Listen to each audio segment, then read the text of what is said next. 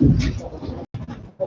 pledge allegiance to the flag of the United States of America, and to the republic for which it stands, one nation, under God, indivisible, with liberty and justice for all. Please let the record show that all board members are present and in attendance. All right, before we begin, I just want to take a moment and congratulate all the winners of our Founders Day Awards, which was celebrated last week. I think it was great recognition for a lot of people who really do go above and beyond for the children of West Islip. And of course, I'd like to thank the West Islip Council, PTAs, for putting together the event. It was really spectacular. And for those of you who are not sure about getting involved with the PTSA, if you saw what we saw and experienced it, it really should encourage you to do so and to get involved. And I think it's the best way that you could really keep your hands involved in what's going on with your children's life. We normally, at this time, do have the student report. However, both of our high school students are not well tonight, so they reached out and they apologized for not being here. But they did just want to remind everyone that next week, on the 14th, Valentine's Day, is also PS I Love You Day. As you can see, all the purple flags around town, including north of Sunrise Highway, so I know we're very excited about that. And I would, as usual, thank them. Okay, we have a discussion regarding our district ranking. Dr. Romanelli.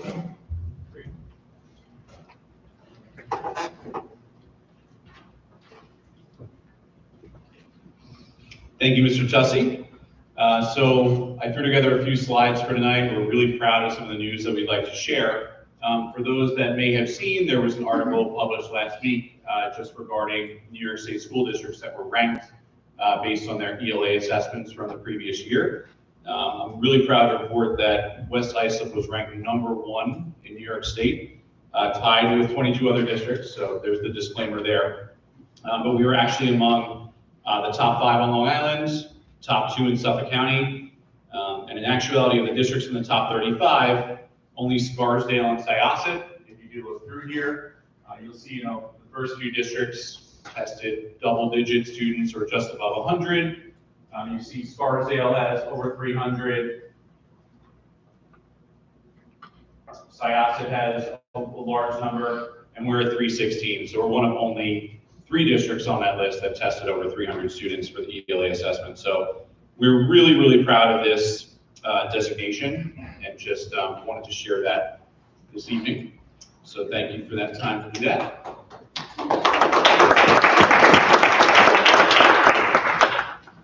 I do also want to share, that we were ranked above districts like East Wilson, Garden City, Jericho.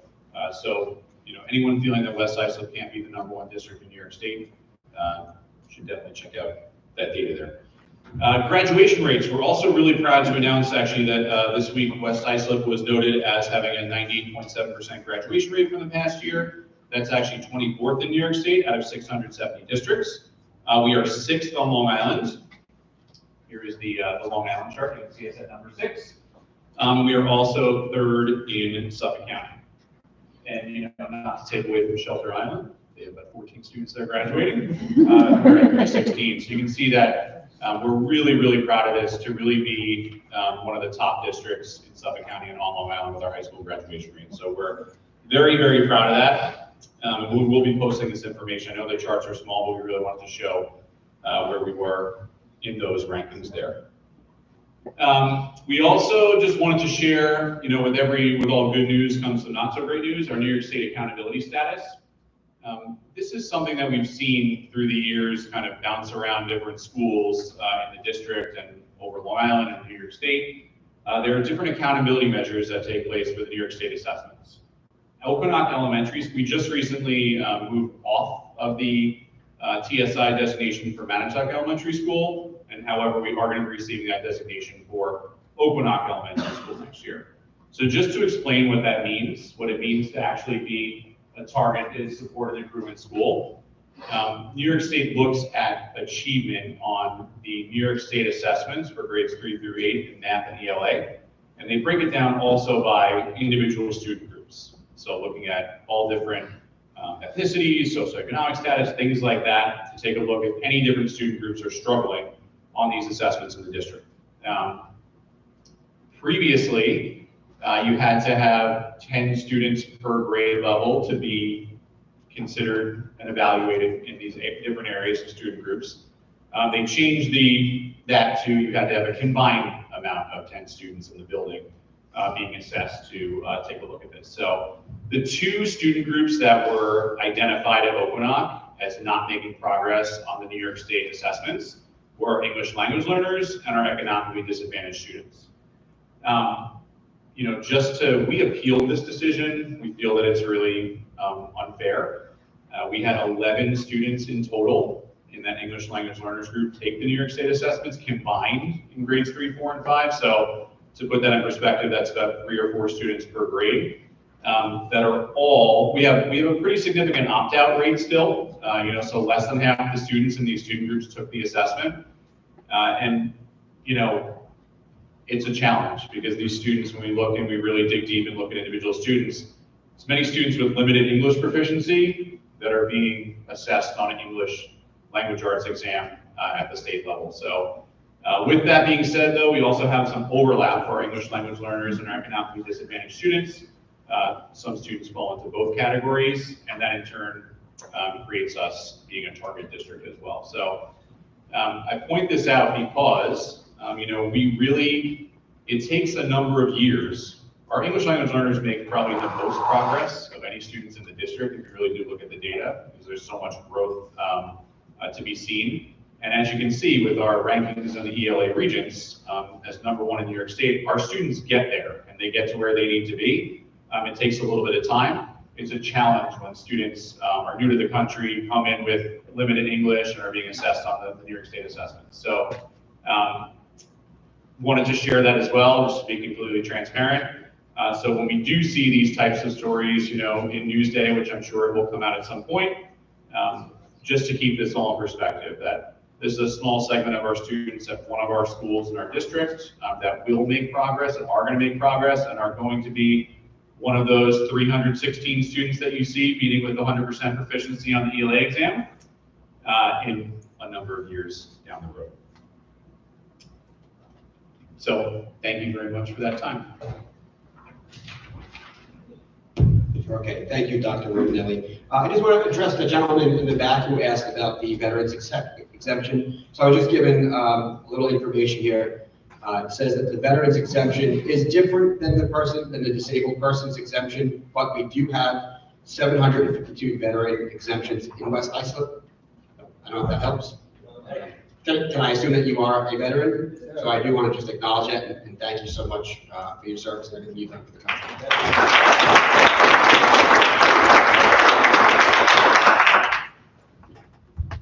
Okay, we have an invitation to the public. Do we have any regarding? And we'll actually turn to that. Okay, before we get into that, Ms. Marks, you have something for the discussion that you wanted to add regarding the the local. Oh, for regarding pre-K? Yes. Oh, yeah, sure. Good evening. I just wanted to give you guys a quick update regarding pre-K. This past weekend, myself, Grace Kelly, Pete McCann, Dr. Romanelli, Mrs. Pilati, Mr. Cameron, and a couple of our other staff members from our district went to Longwood Central School District's annual regional legislative workshop that was on Saturday, February 1st. And at that workshop, there were many representatives from Long Island, including Senator White, Senator Martinez, and other assemblymen and Congress people. At that time, we did have a good discussion regarding asking them for increased grant funding for UPK in addition to what we're getting. And I believe the amount that we're getting has not been updated since what is the year? Since 20 years is the amount per student that we're getting. So both of those things we did take the opportunity to ask our senators about. If anybody in the community would like to get information regarding how to reach out to the representatives for that, it would also be welcome and helpful. And I know Dr. Romanelli also sent out a letter. I'll let him speak to that. But if anyone's interested in contacting our representatives to push for us to get more funding for UPK, it would be greatly appreciated. Thank you. And Mrs. Marks, I did just throw together a quick slide review just for reference for people. We did share out a letter this week to all those legislators that you were speaking about. We sent a letter to Congressman Barbarino, Senator Martinez, Senator White, and Assemblyman Durso. And it just contained the following message. We said, we're reaching out today to discuss universal pre-K and specifically how the West Islip community is impacted by our current system. In 1997, New York State launched a major initiative to expand access to high-quality early childhood education. Since its inception, universal pre-K has provided those opportunities for over 2 million children. But changes are needed to enable the program to achieve its full promise. In West Islip, we received $5,400 for each of our 213 students allocated for via pre-K grant funding. This funding amount has not changed in 18 years. In addition, community interest in the program has far exceeded the allocated amount of 213 students. We are currently turning families away above our allocated amount, while other districts are not fully utilizing the funding and student spaces available to them. You know, I hear other superintendents when I've shared our situation with pre-K saying that they're allocated 200 spots, but maybe only use 150 of them. So some advocacy there is definitely needed. Many never reach their cap number. Districts should not only be allocated the necessary amount of spaces for all interested students, the overall per pupil amount should be raised to reflect current costs and needs. Just as a quick point of reference, in West Islip, we had 276 families apply for pre-K. Based on our allocation of 213 students, we would have to turn away 63 students this year. I know that we raised that cap slightly. The board raised it to 224 for this year due to some space allocation at South Shore. Those families are forced to either pay for a private program or keep their child home because it is not affordable. The issue of students with special needs and economically disadvantaged families being turned away is one that is a very difficult pill for us to swallow as well. There's currently no system in place to place priority for students with special needs or students of lower socioeconomic status if the district opted to. In years past, we have funded the program's cost difference above our grant allocation to provide this opportunity for all students. However, this has become unsustainable for us financially with growing costs and enrollment. We would truly appreciate your advocacy in this area. Thank you as always for your leadership and support. We're going to put this letter on our website and also share, if anyone does want to contact our local legislators, we'll share their contact information as well and post that up on our website also. Thank you. Okay, can I have a motion, please, needed to approve the minutes of the January 21st, 2025 planning session? So moved. Second. Discussion? All in favor? Aye. Opposed? Okay, motion carries. Personnel, Mr. Cameron? Thank you, Mr. Tussey. I'd like to offer this evening a consent personnel agenda for all items in your personnel schedule for items administrative A1 through other up to spring 2025 middle school coaches. So moved. Second. Discussion? All in favor? Aye. Opposed? Motion carries. I'd like to just make a comment with that motion. We just accepted the resignation of Lisa DeCipio, our Assistant Director of Information Technology, who is going to be moving on to Eastern Suffolk BOCES, and we'd like to thank Lisa for her dedication and support to our IT department for her years here in West Islip. Okay, thank you, Mr. Cameron. We will move into the curriculum update with Ms. Morrison. Good evening. Thank you, Mr. Tussey. I would like to give a shout out to our school counselors, K-12 throughout the district. This week is National School Counselors Week, and we are very fortunate here in West Islip to have an amazing group of school counselors that not only support our students here in the school environment, but help them to do what they need to do to be successful once they leave us and move on to colleges or careers after graduation. So thank you to all of our amazing school counselors out there. We're very fortunate to have you. I would like to acknowledge that on Saturday, January 25th, we had 2 teams from West Islip head to the Science Olympiad. We competed against 63 teams at the Eastern Long Island Regional Competition. We had 2 students earn an 8th place medal and 4 students earn a 11th place medal. So congratulations to those students and a special thank you to all of our science teachers that supported those students in their endeavors. Excitement awaits 14 of our students next week when they embark on their trip to Eswatini, Africa. The West Islip Thirst Project is headed to see the fruits of their labor over the last many years. They will be visiting rural communities. They will be helping to build a well. They will be working with primary school children. They will be meeting and connecting with high school and college students. And of course, they'll be having a little bit of time to enjoy themselves, take a safari, do some zip lining and things of that nature. But an amazing experience awaits them, and we wish them an amazing trip. Can I just interrupt? Absolutely. Just for the record, I'll be one extremely nervous and yet excited parent because my daughter will be on that trip.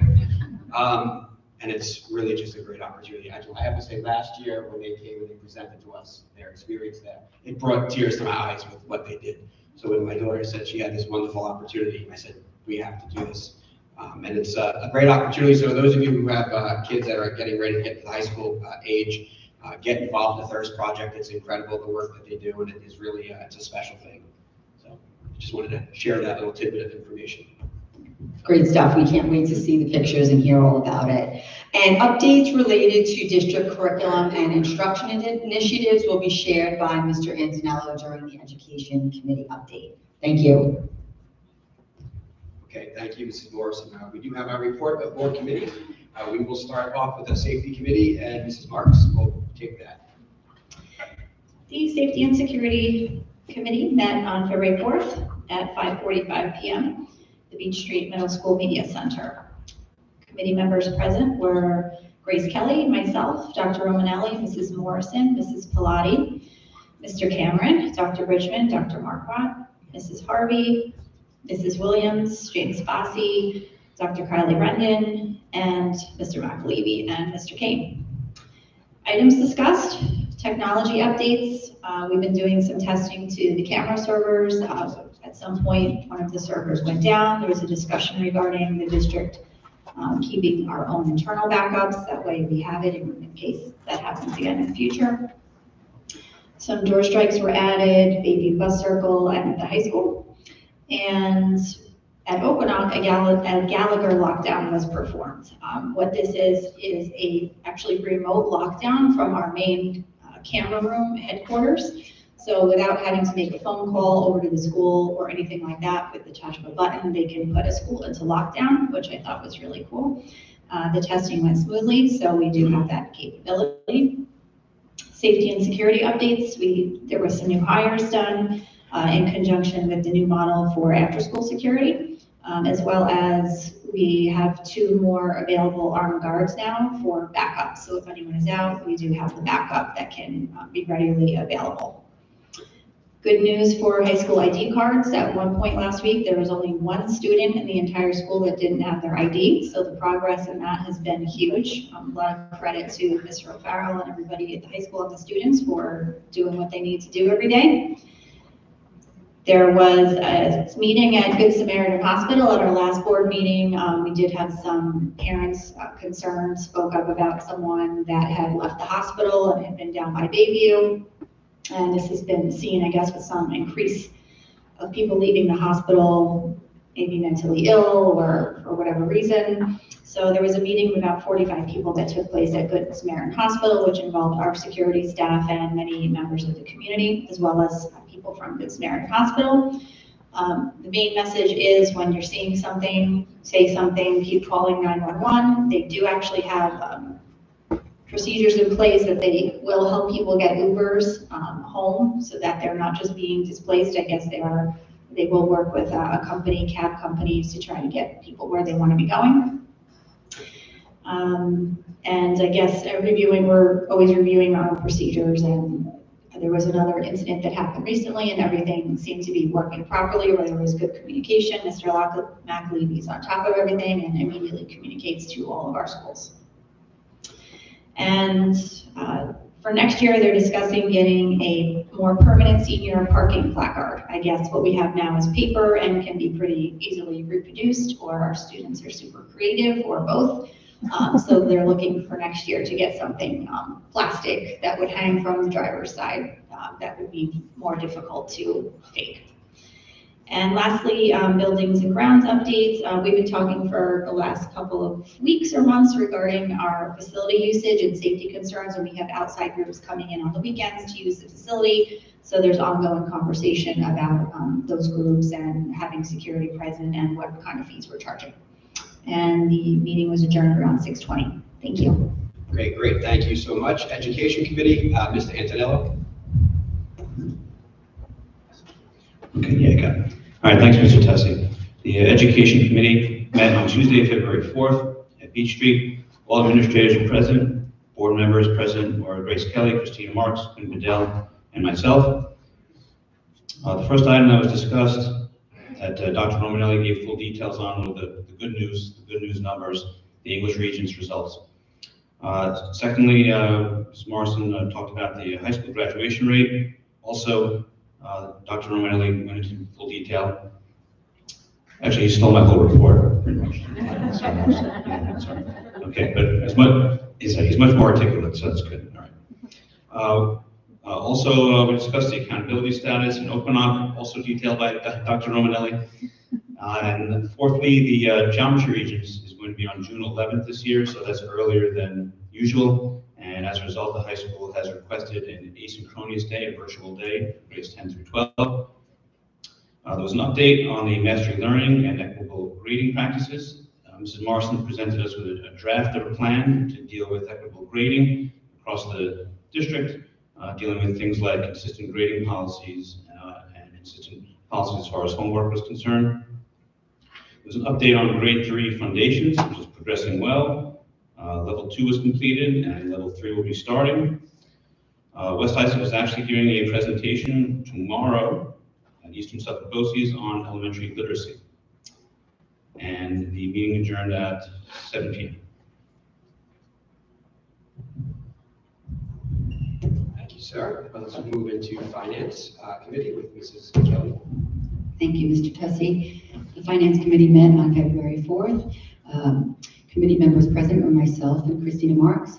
Board members in attendance, Rich Antonella, Debbie Brown, and Quinn Bedell. Administrators present were Dr. Paul Romanelli, Elisa Pilati, Dawn Morrison, and James Cameron. We discussed, purpose of the meeting was to discuss pertinent fiscal matters. The meeting was called to order at 7:32 p.m. The following were presented and accepted by the committee: the Treasurer's Report, School District Funds for December, Extracurricular Funds for November, Payroll Summary for December, Financial Statements for December, Internal Claims Audit Report for January, System Manager Audit Trail for January, Payroll Certificates for 1/8/25 to 1/22/25, the review of the warrants, review of budget of board agenda finance items, approval of budget transfers 4468, 4470, 4473 in the general fund, 4469 capital fund, approval of resolutions, donation from New York State School Insurance Reciprocal, $1,000 to the high school, increase to budget 2024-2025, $1,000. Approval of 2024-2025 Special Education Services Contract, South Huntington Union Free School District. And discussion items, the committee reviewed the tax levy calculations for the 2025-2026 school year. Given that the CPI for 2024 was 2.95%, the allowable levy growth factor applied in the calculation is 2%. As a result, the tax levy limit formula for West ISA calculates an allowable tax levy increase of 3.07%. This calculation will be reviewed again publicly at the first budget workshop on Tuesday, February 25th, and will be submitted to NYSED prior to March 1st. The meeting was adjourned at 7:37 p.m. Thank you so much, Mrs. Kelly. We'll move into Policy Committee with Mr. Cameron. Thank you, Mr. Tosi. Our Policy Committee met on the evening of February 4th, and we had discussions over two policies that are up for first readings this evening. One is policy number 5440, the use of credit cards, which is a new policy to our current policy manual, and is also going to be part of our 8,000 section of our new policy manual. And we have a first reading of modifications to 7220, graduation requirements. The graduation requirements discussing is the number of math credits required for graduation from West ISA High School. In addition, we had a conversation regarding the Board of Education self-evaluation tool, which is part of the new manual that we're working on through NISBA and Bolsa Vigilata. Thank you, Michaela, as always, for your assistance. Policy 0310 is that self-evaluation tool, and it gives the Board of Education an opportunity each year to do a self-assessment across 12 categories, including leadership, communication, parent and community participation, planning and setting goals, decision-making, resource allocation, evaluation of the superintendent, working with the superintendent, expectations for board member conduct, board operations, board meeting effectiveness, and board development and accountability. And finally, we discussed the modifications to facilities development of Series 7000s and the support services, and that would be through security, transportation, maintenance programs, and food services. And those are currently, our internal review is done. Our next step is going to be working with NISBA and Bolsa Vigilata to continue our conversation. Sorry, I lost my page.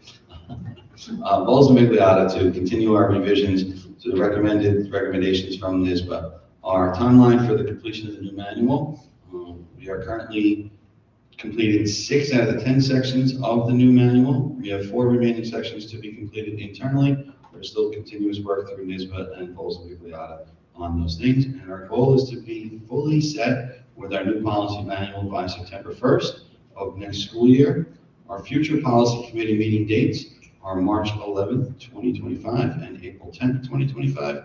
At March 11th, we're going to be discussing the sexual harassment changes under Title IX, as well as school district regulation, the ex officio student members of the board, and extreme heat condition days. I'm happy to report that on the extreme heat condition days changes that were made in New York State, we are ahead of the game due to the foresight of the community and the board with usually capital improvements to put air conditionings in all of our classrooms last year. And that was it for policy committee. All right, thank you, Mr. Cameron. Finally, our last report is the Special Education Committee, Mrs. Brown. Thank you, Mr. Tossi. Good evening, everyone. The Special Education Committee met on February 5th, 2025 at District Office. The following committee members were present: Mrs. Morrison, myself, Mrs. Dowling, Ms. Dougherty, and Mrs. Ednick. Mrs. Marks participated via teleconference. The meeting began at 9 a.m. and adjourned at approximately 9:45 a.m. The committee discussed IEPs from CSE and CPSC recommendations from the respective committees. Mrs. Dowling reported on the preparation that goes into planning for our annual review season. Full staff department meetings are currently taking place to review procedures for annual review meetings and writing compliant IEPs. Ms. Dowling also reported on upcoming professional development opportunities occurring within the special education department. The PD topics are focusing specifically on specifically designed instruction and IEP development. Additionally, Ms. Dowling shared that the second round of preschool observations are currently taking place and continues to project increasing numbers within the CPSC. The next Special Education Committee will take place on March 12th. Ms. McGinnis from the SEPTA Board joined us for the non-confidential portion of the meeting. She informed us that the January jump was very successful with 206 attendees. The SEPTA Bowl is April 5th and tickets are now on sale via the portal, so get your teams ready. We brainstormed some ways to increase parent attendance at our meetings. Some ideas included live streaming, sending a once need assessment to members, and potentially having support groups after each meeting for parents. The next SEPTA meeting will be March 24th at 7:30 at Manatuck Elementary. Thank you, Mr. Tuffy. Okay, thank you. Moving into business items, Ms. Pilati. Thank you. May I have a motion for the approval of budget transfers 4468, 4470, and 4473 in the general fund and 4469 in the capital fund? So moved. Second. Discussion? All in favor? Aye. Opposed? Motion carries. May I have a motion for the approval of the South Huntington Union Free School District Special Education Contract for 2024-25? So moved. Second. Discussion? All in favor? Aye. Opposed? Motion carries. May I have a motion for the approval of the resolutions as listed on the agenda? So moved. Second. Discussion? All in favor? Aye. Opposed? Motion carries. Thank you. Okay, thank you. Moving on to the President's report. Before I file a motion of approval for the 25-26 student teacher calendar, I'm going to ask Dr. Romanelli if you can give us a little bit of a background on how it came about. Absolutely, Mr. Tussey. So the board previewed a number of different options for the student teacher calendar for next year. And the one that we are recommending for adoption this evening, I just want to share a couple details about that. Number one, we are coming in really as early as possible. We have 2 conference days for staff on the 27th and 28th of August next year. We'll be having our first day of school on September 2nd, if approved, which is the Tuesday after Labor Day weekend.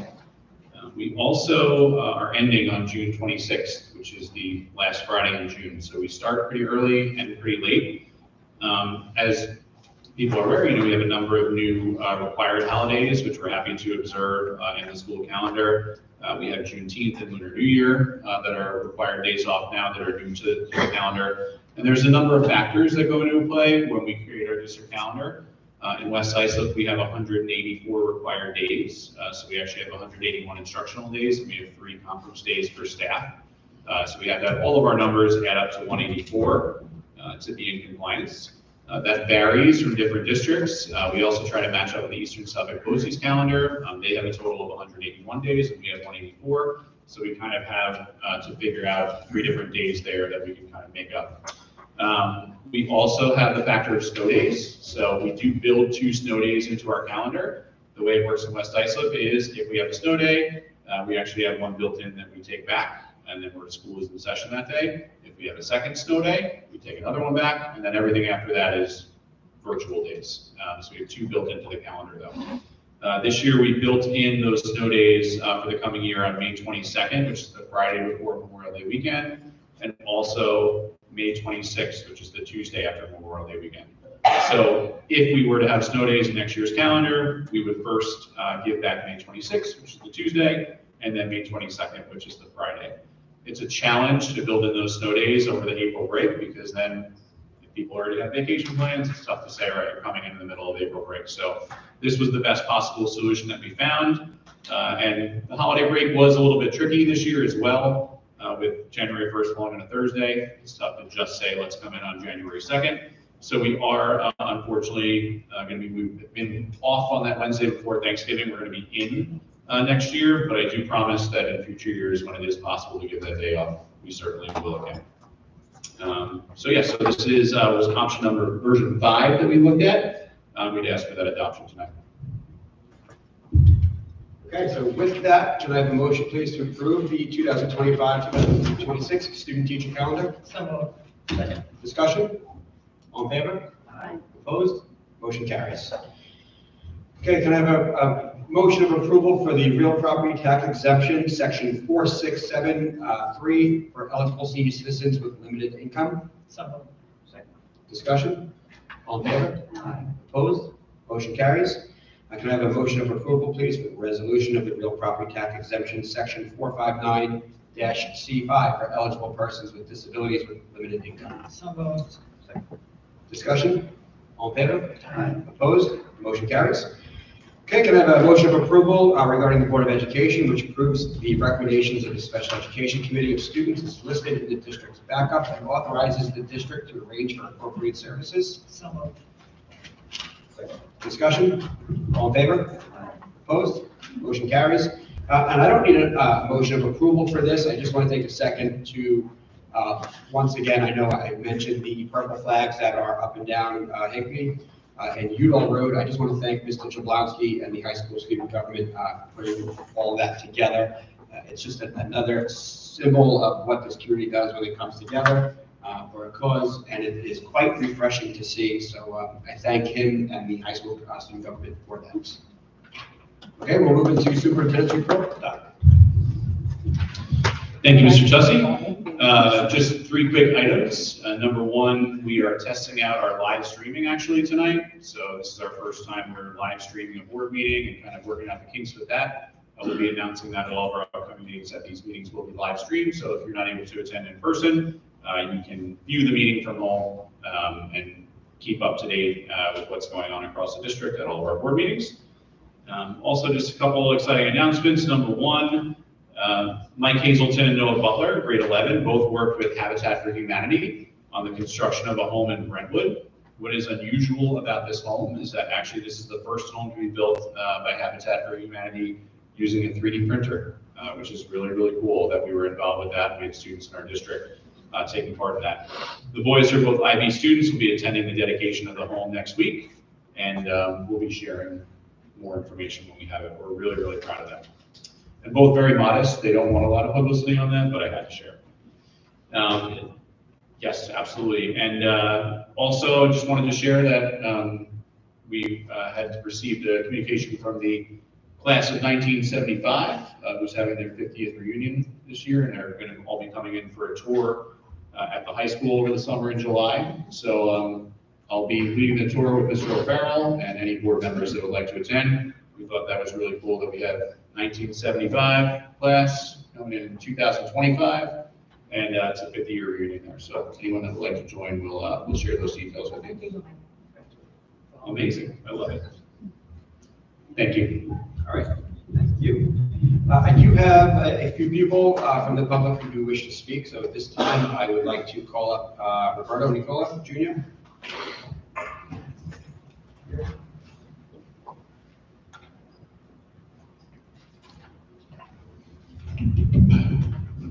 Good evening. My name is Roberto Nicola Jr. Thank you for taking the time to hear me tonight. The reason I'm here speaking is in regards to the UPK lottery that happened a few weeks ago. I do appreciate what you guys shared before, that you are reaching out to different legislators to see that moving forward, but it doesn't change the fact of how frustrating it is to have a child that did not get into the program for this year. My son is 4 years old. We had planned on putting him in school. Now we're scrambling to look for alternative options. We went to visit South Shore last week, found out exactly how much it cost, and then found out that he will be put in class with students that are in the UPK program, that are attending, I hesitate to say for free, but through their tax payments, through their tax dollars. I understand that it's a New York funding thing. Well, I'll clarify that. I don't understand how that works, but I understand what I've been told. It's incredibly frustrating to know that, I've lived in West Islip for 11 years. I've paid probably well over $100,000 directly to the school district through my taxes. And the first time that I try to utilize the school district, I have to deal with this. That I have to essentially pay double my taxes to get my son educated. He's going to be starting kindergarten either academically and socially behind the other students, or I have to find and come up with a way to put him in a private school for $12,000 to $15,000. I forget exactly what it was. I mean, I'm sure you all understand where our frustration is coming from. And I appreciate, like I said, that you guys are reaching out. But my question is, what is being done? How did it get to this point? How did it become that, I think whatever it is, 40 kids, 50 kids out of 270 were not able to be educated? I mean, it's mind-boggling to me that such a small percentage of children have to be punished for a lack of projecting correctly, a lack of budgeting, a lack of funding, whatever it is. It blows my mind that this is a real conversation that we have to be having today. I don't want to sit up here and just wax poetic about it and repeat what you guys have already heard, but I mean, I guess our questions are, what can be done? What is being done further than, asking the West Islip residents to reach out to our state senators? Is there a possibility of that funding being increased? Is there a possibility of West Islip using their budget to cover these kids to put them through this program? Is there any path forward or any proposed solution to move forward? Or is this just something that, by luck of the draw, I have to find alternative ways to educate my son or put him into kindergarten in a year behind all the other students? That's it, perfect time. All right, well, first of all, I can, for what it's worth, I can guarantee you that there's not one person up here that does not feel your frustration level. And really, the question is, what can be done? Right now, advocacy probably is the best bet. We have explored all options. We've been talking about this for months on end. The increase in the rise in students for pre-K has grown faster than we anticipated. You know, unfortunately, budget gaps increases to our potential lack of foundation aid. There's so many different factors that go into it. We were fortunate enough to be able to pay for what we could the last couple of years, but it's growing faster than we can do. So we examined, you know, who would benefit the most. And, you know, as we publicly stated, that we felt that, you know, we owe the K through 12 community more than we do the pre-K. With that being said, yeah, it stinks. You know, I don't want to say I'm glad I'm not in your shoes. I mean, it's tough. I mean, to a degree, I know we've all paid for we've all paid for our kids to attend pre-K. We understand the difficulty of it, the finance of it, the logistics behind getting kids there and back and so on and so forth. I mean, so we do appreciate your frustration level, which is why we are taking such a big stance with the advocacy, because I don't think it's fair, you know, that New York State will say, you're right, you're only getting 213, you know, a grant of 213 students, which has been the same number for 18 years. I don't think it's right that we have 277 students and the district next to us only uses 100. Why can't we kind of get that money, you know, if you will, look at it in that regards? So I understand your frustration level, and that's where we're at, and that's what we're trying to do. I don't pretend to understand the school district budgeting, you know, how that works. I have a rudimentary understanding of budgeting in general, but I am in business. I understand that there are costs for everything, and but what I don't understand is where the gap in the budget could be that the school district can't afford this. If you have people that are paying for their children to be in the school district, how is that funding not available? That's my question. Preschool was never meant to be an escalating annual line on our budget. But nevertheless, it's And offered. I'm sorry? But nevertheless, it is offered. So I understand it's a state program. Yes, to a grant. Yes, but it is offered, and it is a program, and 80-something% of the students, or of the applicants, whatever you want to call them, are going to be able to receive that benefit. And I understand that it's not part of the K through 12, that's standard for the district. I understand that 100%. My point is, it is a program that is being offered, and it seems to be very, I hate using the word unfair, because I know that life's not fair, but it's a very unfair practice to target or force 15 to 20% of these children to pay the price for those decisions and for that lack of funding. So since the inception, I'm sorry, give me 1 second. Since the inception of the tax cap, West Islip has never pierced the tax cap of 2%. And so, whereas we have a 2% tax increase every year, the district is facing 6, 7, 8, 9% increases year after year. So that's really where the difference is coming. We're only raising 2%, but our costs are going up 6, 7, 8%. And sooner or later, it's going to catch up, and it started last year. So that's kind of, you know, that helps answer your question in terms of, you know, the finance aspect of it. And I understand that, but it's also not an insignificant budget that you do have. I understand that costs go up every year. That's something we all deal with on an everyday basis. But we're not pinching pennies here. I mean, we're dealing with a reasonably large budget, but in a district, or county, and state, but we pay among the highest property taxes and school taxes in the country. Yeah, and if I could just add something, I appreciate that. And obviously, as we said, we all had kids in before the pre-K program was offered, and Mr. Antonello and I and Ms. LaRosa were on the board at the time where actually it was pitched to start a universal pre-K program. So there was grants available. We started 6 years ago with just 100 half-day children. And through advocacy and what we did is we kept trying to put those numbers larger and larger. And the difference here is it's not just a money issue. Thankfully, our attendance in our elementary schools has grown tremendously to the point where there's no more room in the buildings.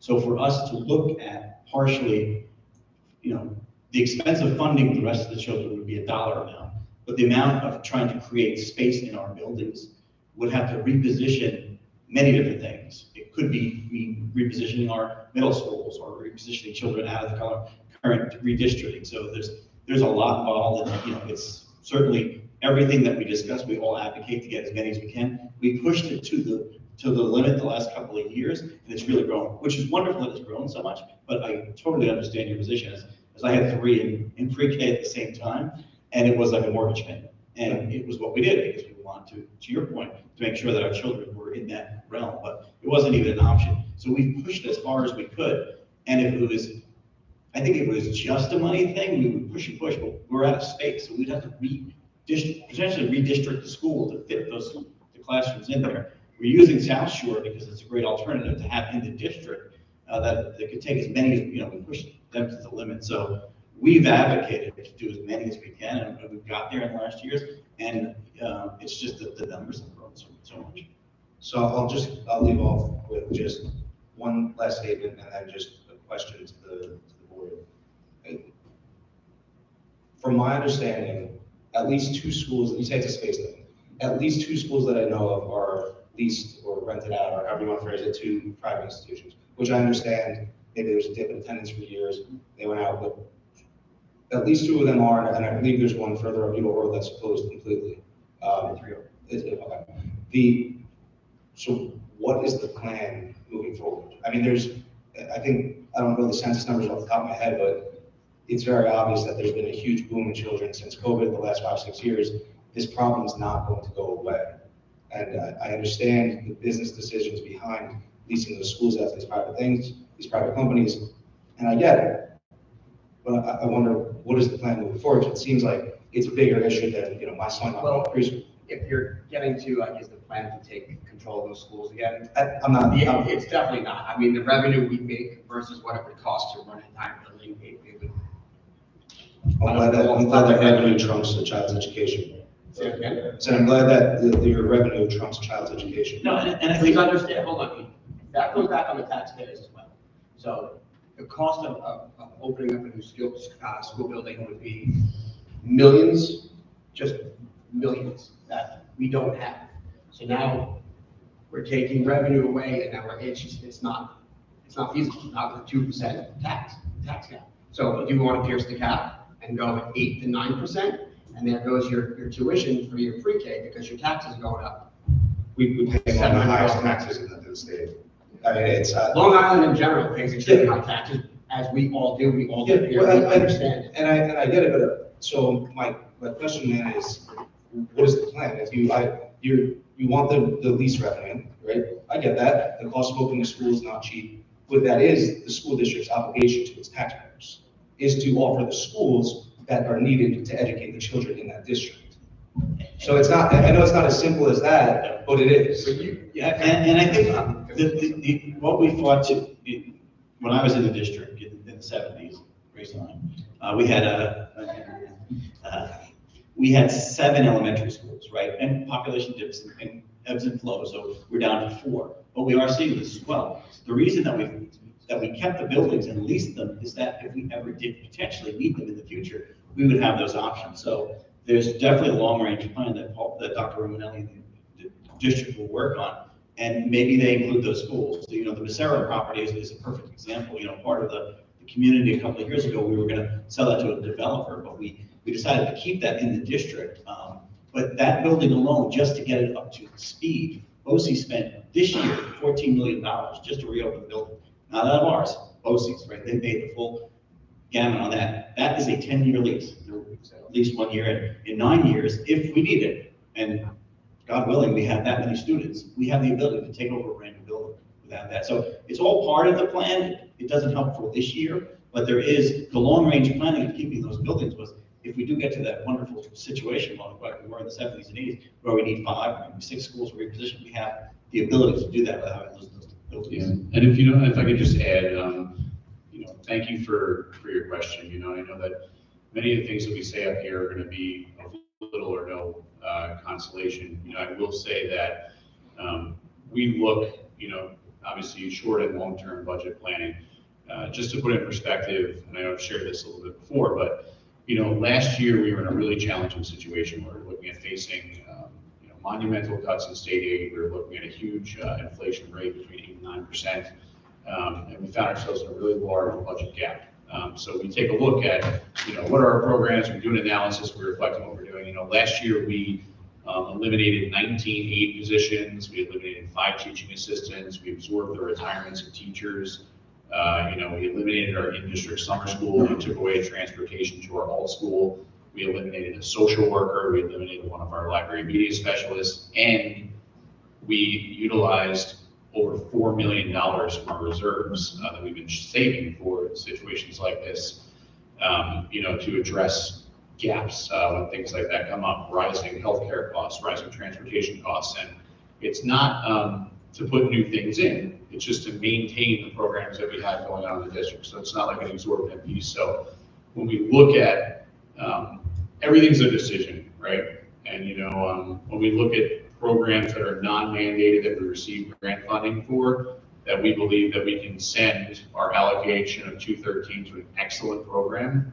We've really benefited greatly with our partnership with South Shore, and I think that, it's an excellent option for our students to attend there. And next year with our plan, we'll be staying within our grant funding of $5,400 for each of those 213 students. The district will be taking on a cost of about $59,000 for those additional 11 students. I know that's a tough pill to swallow too, that arbitrary number.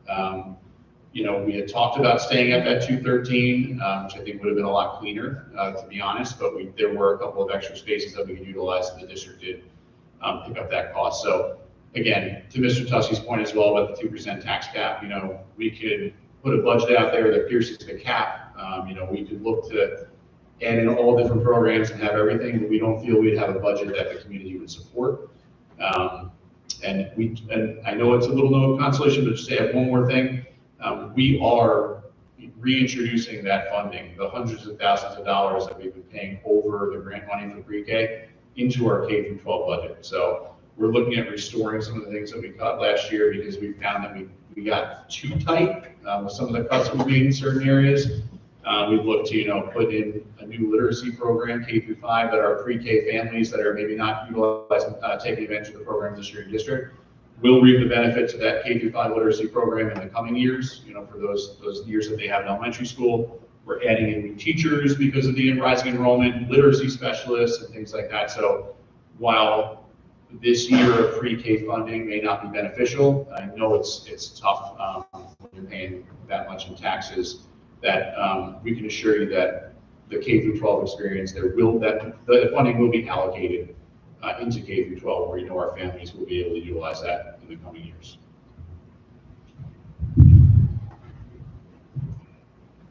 Okay. I guess my last thing, and then I'll go say, I don't want to take up everybody else's time.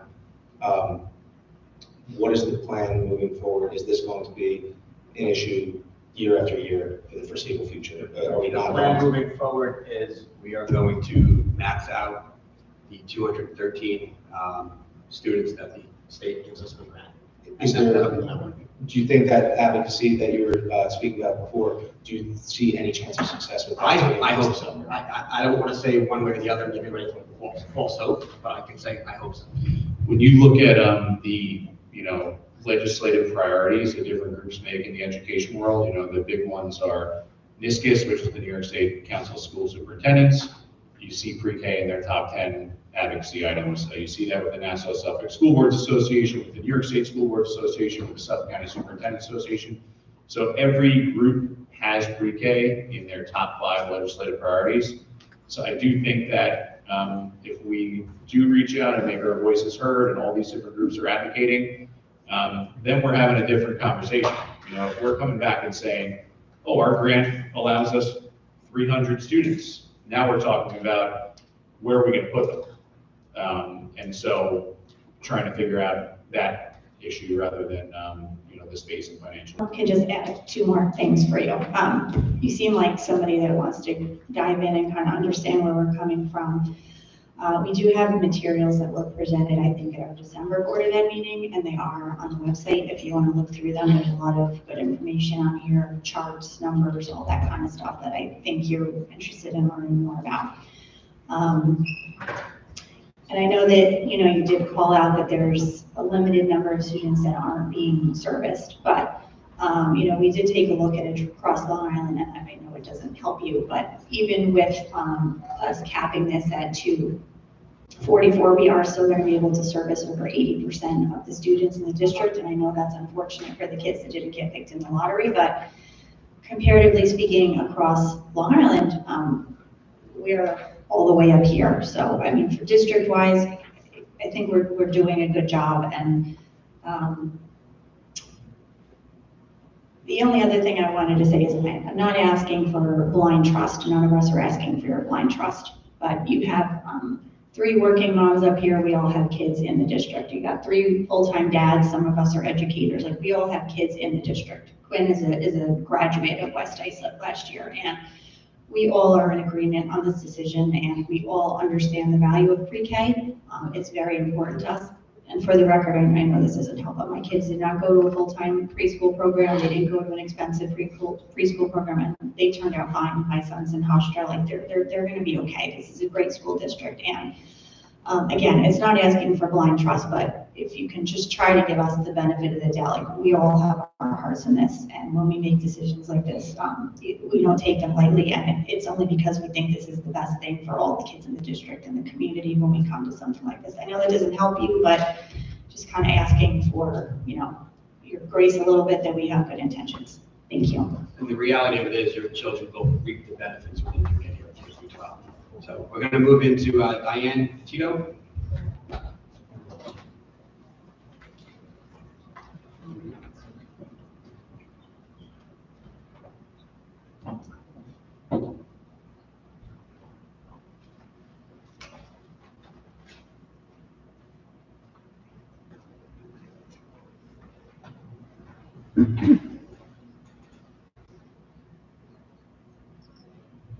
Hello, my name is Diane Petita. I've been a resident here since 1984, and I've raised my 4 children through the school district with success. But I was part of Westbrook Elementary School, my children. So when you mentioned the redistricting and the reshuffling, my children lived through that several times. When 5th grade moved up, when 4th grade moved down, and I lived through it as a student. yes, the Captree School closed, the Captree School opened. We were very, we worked with the PTA, we were very closely with the PTA, and we were very involved. So I know of which you speak with the spaces, and that's a little bit of what I wanted to talk about. That gentleman addressed most of what I was going to talk about, but you brought up the redistricting part, and my grandson, who lives in West Islip, didn't make the cut either. So, that's an extra $13,000 to $25,000 if you want to put your child in a full-time program in this area. But I wanted to say, moving ahead, since I had 41 years in West Islip, we need to think about a pre-K/kindergarten building. We have 3 buildings that are rented out now, and I understand contractual stuff, but I'm looking ahead. We have Captree's Bridges. We still own Captree, right? Okay, that's Bridges. We have Macera, who just went to BOCES. And we have Westbrook, which is being used for multiple reasons. We need to think ahead to turn one of those buildings into the exclusive pre-K kindergarten or pre-K, depending on funding in the future. I was driving on Brentwood Road the other day, and I drove past, I don't know if you guys know this, Bayshore has a spectacular pre-K kindergarten building on Bayshore Road, just north of Union. Brick, beautiful. I don't know where they would get the funding to build and finance something like that, but obviously there are ways to do that. So looking ahead, I think we really need to address the buildings that we're renting out. And I realize that we get rent, which helps fund us. But if you look at the community and look around, I'm one of the old people that live in the neighborhood, but it's turning. I'm surrounded by children now. And, you know, the old folks are moving out. Eventually I will, maybe. But we need to address this now, and we need to move on this and make a plan. Now, I don't know what the contract is, but I know the contract from Sarah because I was involved with Homeless Erica. So I know that's 9 years left that you said on the budget. And they did wonderful work to get that school in shape. And it was a good deal because they got to have to pay for it. We didn't pay for it. So that was a good deal. But I don't know what the deal is with Bridges, and I don't know what the deal is with Westbrook. And I don't know when the contract ends. But I need to think that you guys need to address not reiterating contracts or re-signing contracts, whatever the business model is. Because we're gonna need, this community is getting younger. And very soon, there's gonna be an overflow of very young children. And it's starting, it's just starting. But it's gonna continue, because houses are turning over. So I just wanted to say, you know, another question. Say some money comes through this year for the UPK program. How will that work? Like the legislators, if we all start calling and sending and they say, oh, we found It it. probably would not take into effect for the next school year. It would probably be the following. So there's no hope.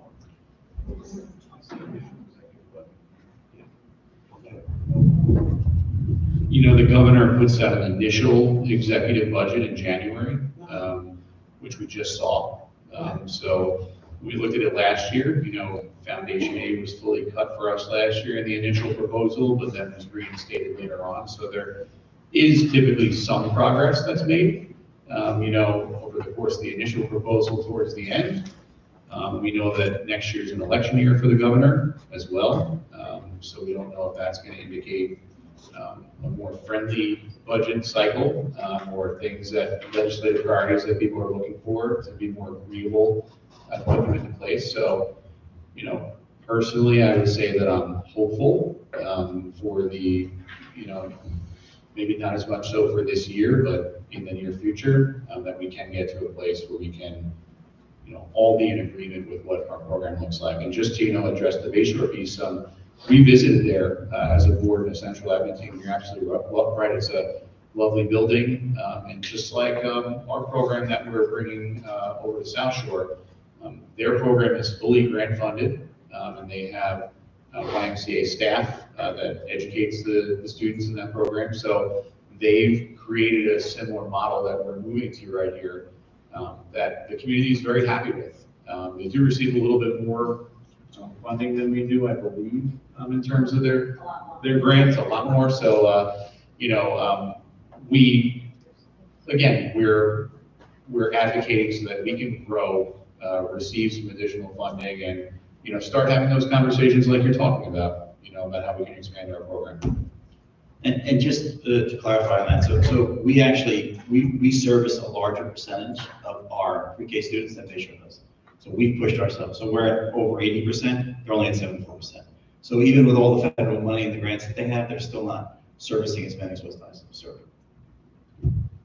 Just, you know, for the future, look ahead. Well, we are in the process of putting together a study regarding student enrollment and population, because we do anticipate this large. Yeah, the census was done, was it last year?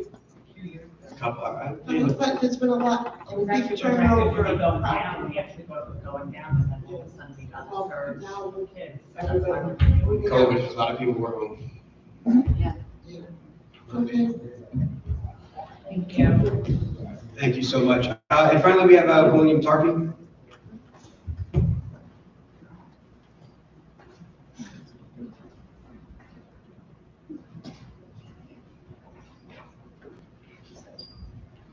Hello, I'm William Tarpey, and I have two main questions, one of which is concerning the geometry regions. I think it was said that there's going to be an asynchronous virtual date for 12th, 10th, and 11th. What about in regards to 9th? Because from what I know, mainly all the 9th graders take geometry. So should there not also be a virtual date for that? So the 9th grade students will come to school that day to take the Regents exam, and then they will go home for the remainder of the day. Okay. And then my second question concerns the current president who has plans for possibly defunding the Department of Education and or dismantling it. So my question is, as a student and as someone who wants to help and represent the student body as a whole for the high school, how would that affect the students or the education of us? First of all, you said you said the current president. I don't realize what you were saying. I wasn't talking about you. I don't really know how to answer that question. So that's an interesting one. Certainly, great question. Thank you, William, for being here. I really enjoyed your presence at the past few meetings and just the interesting points you've been raising, for sure. And, the Department of Education piece is really interesting because, President Trump has talked about defunding, doing away with the Department of Education, and what does that mean, and can he do that? It would require an act of Congress to fully do away with the department. I know that some of the desires there are that there's a feeling that states individually could run their education systems. But if you look at President Trump's and the New York State Education Department's views, they're not necessarily in line with one another. So that's, I think, a big part of the conversation.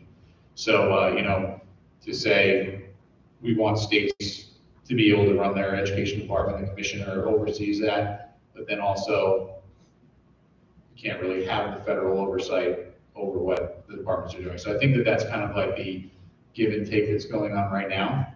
Our biggest impact that we see in school districts is some of our federal funding that we receive. Really our title funding is probably the biggest piece. In our special education funding.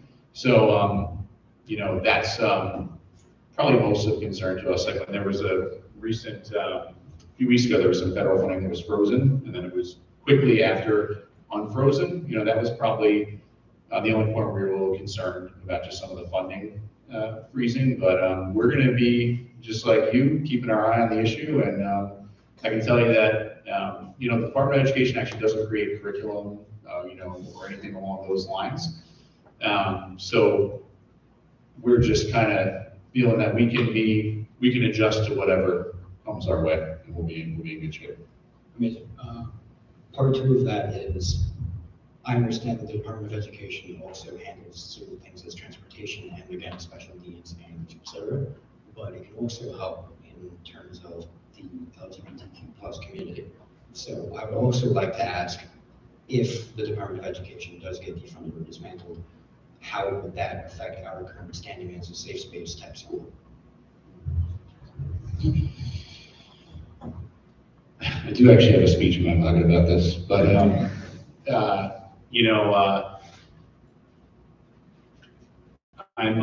and this is like honestly not, we didn't know you were gonna get up and talk, but I've been thinking a lot about this, and just speak kind of like off the top of my head about it.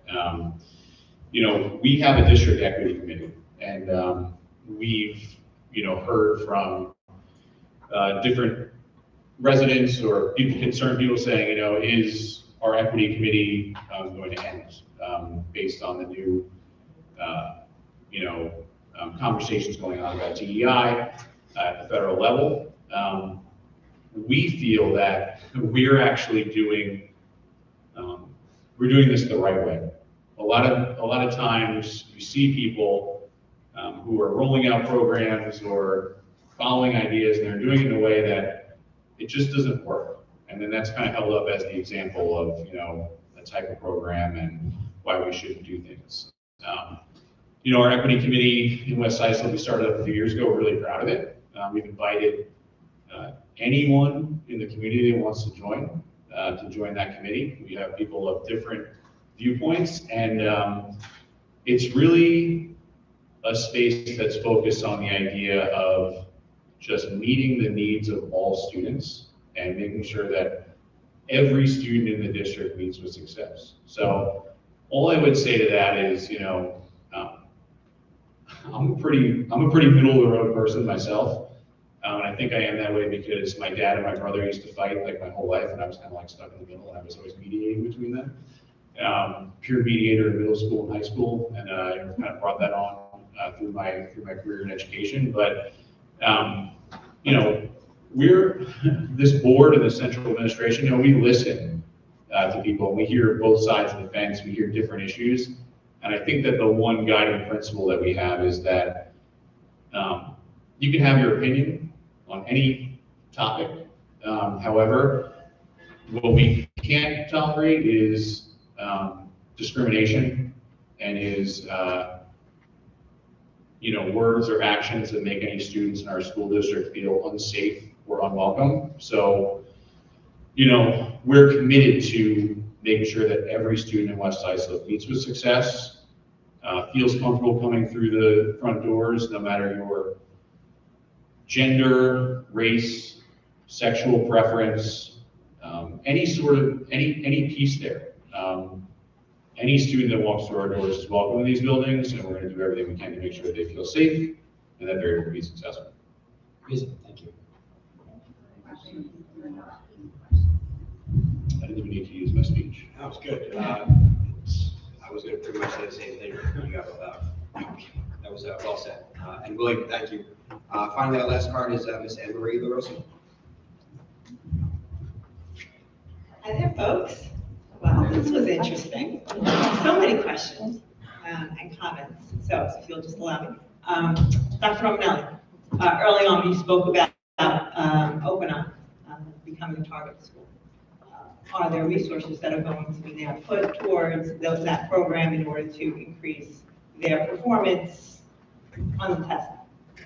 Yes. Yes, absolutely. You know, as you mentioned, Manitowoc received this designation a few years ago. And what we saw as probably our most effective intervention was we put in a virtual tutoring program, which was really one-to-one tutoring. They were able to utilize, we do get some grant funding because of it, which is a positive thing. We're able to target it towards not only those student groups, but for all students in the building. And offer up a program like that where students can once a week hop on and, you know, focus on maybe some of the big ELA or math topics that were lacking on the state assessments based on the data. So we did see a lot of success with that, and we got a lot of positive feedback from the staff and administration over at Manitowoc. So we're looking to bring something like that over to Openauk, and also try to make sure we have something where if it is a student who struggles with English as a first language, that we have a multilingual type approach to support our students. And are you on that list now for a number of years, or is it revisited year after year? How long do you stay on that? The way it works is that this year is designated as a planning year where we're supposed to, you know, put together our plans to remediate. Next year, we put our interventions in place, and then if we meet with progress on the state assessment next year, then we're removed from the list. Gotcha. Okay. Interesting.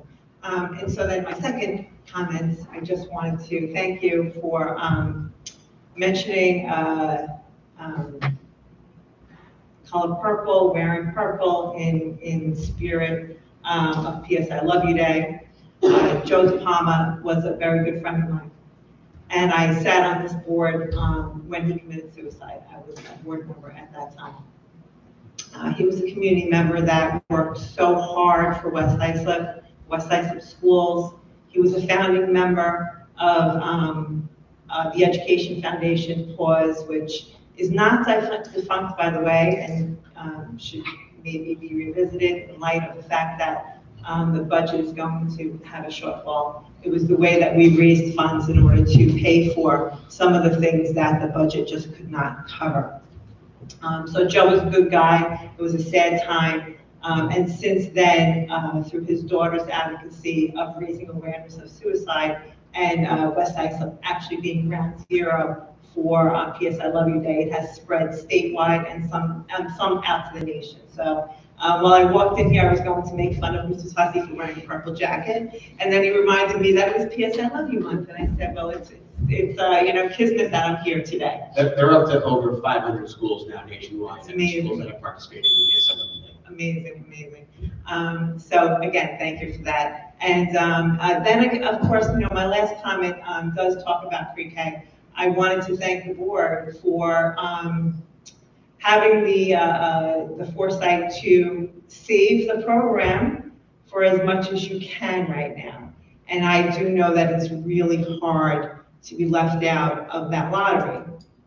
Most school districts on Long Island operate on a lottery, and because the state does not fully fund this program. They call it universal, but it is not universal. It is not pre-K for all. And that advocacy is at the state level where those voices need to be heard. So everything that was spoken to tonight about the rate per student not being raised in 20 years to not fully funding every single student in the district is absolutely true. Unfortunately, hard decisions have to be made by boards in order to provide something. There are no easy answers there. And so, I'm in that fight. I've been in it for a number of years. And again, thank you for doing your best to continue the program for the 213 plus that you're doing. I also am hopeful that funding may be added to that once the legislative goes through their budget season and the final budget comes out. You don't know. You don't know if those numbers do get increased. As far as experience for pre-K students preparing for kindergarten, there are no easy answers there. It doesn't have to be a full day. There are half-day options out there. They can be tied to different programs to kind of make a full day. And, I'm happy to, talk to anybody who needs kind of like, any kind of advice in that area. So those are my comments on that. And again, thank you very much for all your hard work. Appreciate it. Much appreciated, thank you.